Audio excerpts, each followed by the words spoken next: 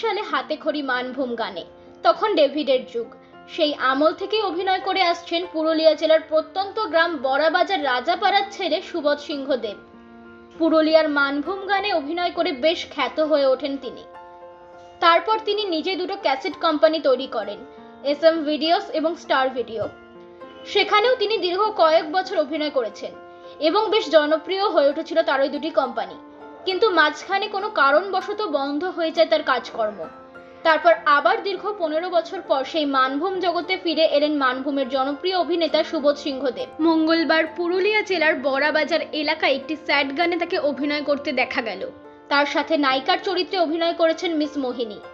জানা যায় বরাভূম বিটস নামক একটি ইউটিউব চ্যানেলে এরশাদ গানটি সরস্বতী পুজোর আগে মুক্তি পাবে। দীর্ঘ 15 বছর পর তাই আবারও পুরুলিয়ার মানভূম গানে ঝড় তুলতে চলেছেন অভিনেতা সুবোধ সিংহ দেব ও মিস মোহিনী। পুরুলিয়া থেকে সম্রাট নাগের report, U Bangla TV. U Bangla TV, হৃদয় ছুঁয়ে যায়।